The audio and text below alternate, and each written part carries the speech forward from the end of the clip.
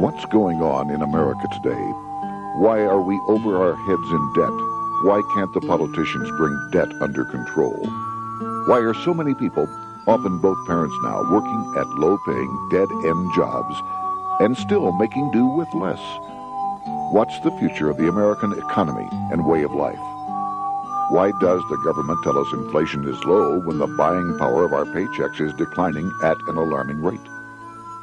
Only a generation ago, bread was a quarter, and you could get a new car for $19.95.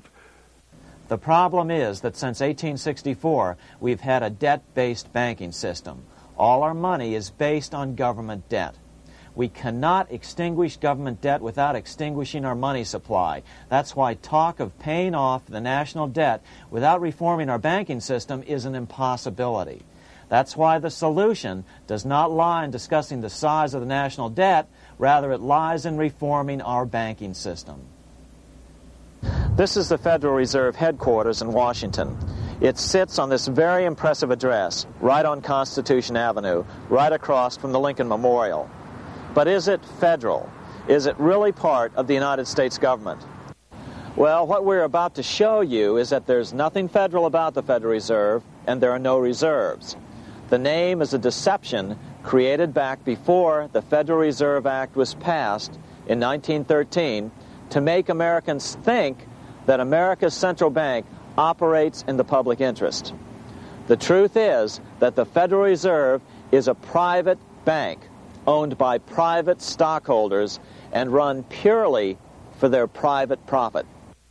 That's exactly correct. The Fed is a privately owned for-profit corporation, which again has no reserves, at least no reserves available to back up the Federal Reserve notes, which is our common currency.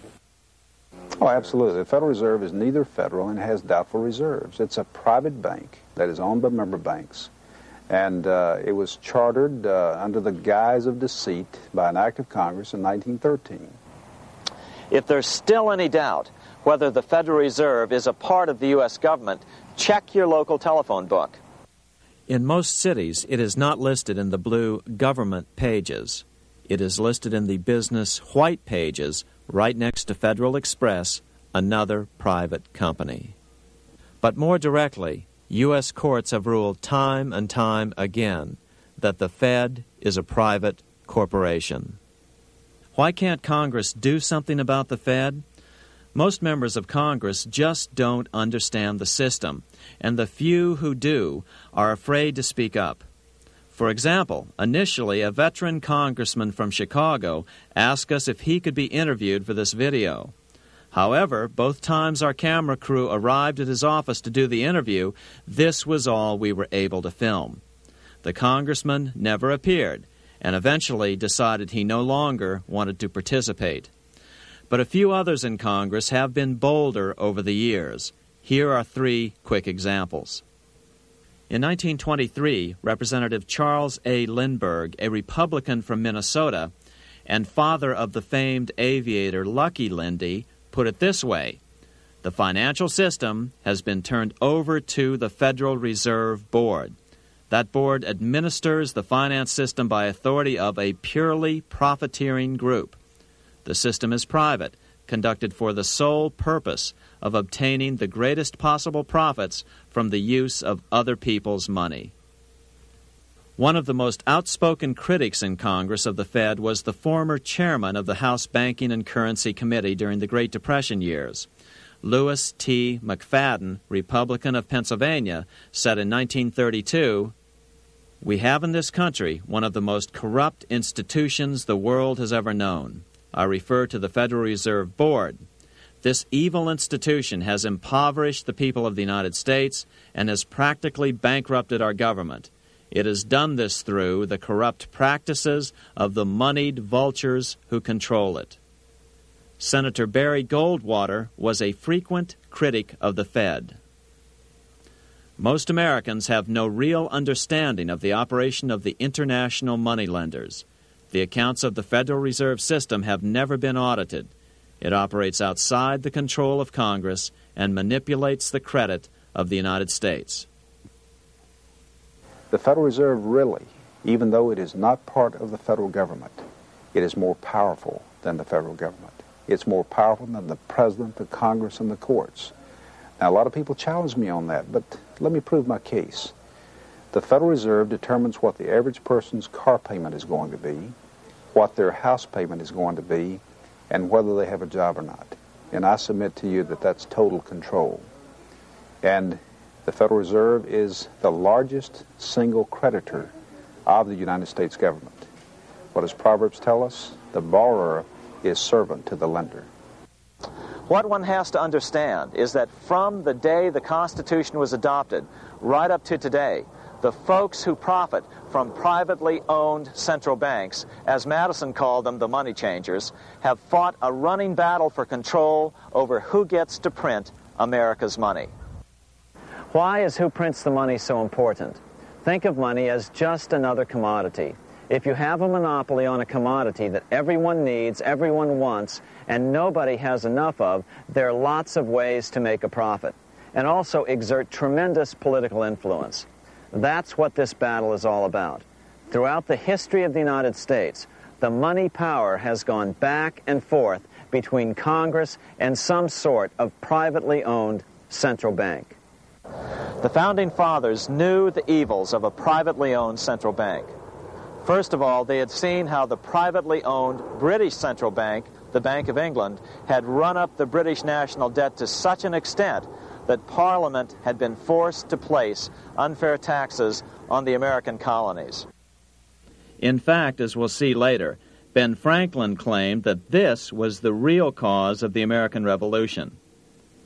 Most of the Founding Fathers realized the potential dangers of banking and feared bankers' accumulation of wealth and power. Jefferson put it this way: I sincerely believe that banking institutions are more dangerous to our liberties than standing armies. The issuing power should be taken from the banks and restored to the people to whom it properly belongs. That succinct statement of Jefferson is, in fact, the solution to all our economic problems today. It bears repeating. The issuing power should be taken from the banks and restored to the people to whom it properly belongs. James Madison, the main author of the Constitution, agreed. Interestingly, he called those behind the central bank scheme money changers. Madison strongly criticized their actions. History records that the money changers have used every form of abuse, intrigue, deceit, and violent means possible to maintain their control over governments by controlling money and its issuance. The battle over who gets to issue our money has been the pivotal issue throughout the history of the United States. Wars are fought over it, depressions are caused to acquire it. Yet after World War I, this battle was rarely mentioned in newspapers or history books. Why?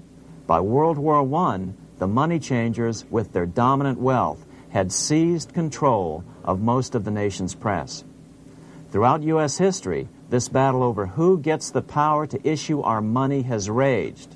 In fact, it's changed hands back and forth 8 times since 1764, yet this fact has virtually vanished from public view for over 3 generations behind a smokescreen emitted by Fed cheerleaders in the media.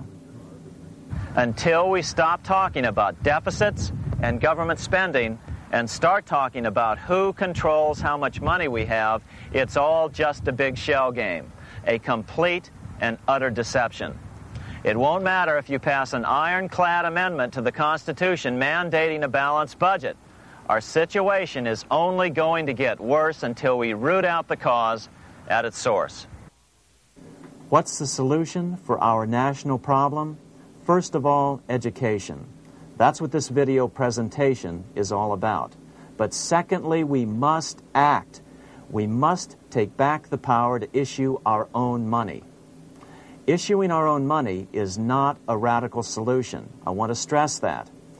It's the same solution used at different points in U.S. history by men like Benjamin Franklin, Thomas Jefferson, Andrew Jackson, Martin Van Buren, and Abraham Lincoln. So, to sum it up, in 1913, Congress gave an independent central bank, deceptively named the Federal Reserve, a monopoly over issuing America's money. And the debt generated by this quasi-private corporation is what is killing the American economy. Though the Federal Reserve is now the most powerful central bank in the world, it was not the first. So where did this idea come from? To really understand the magnitude of the problem, we have to travel back to Europe.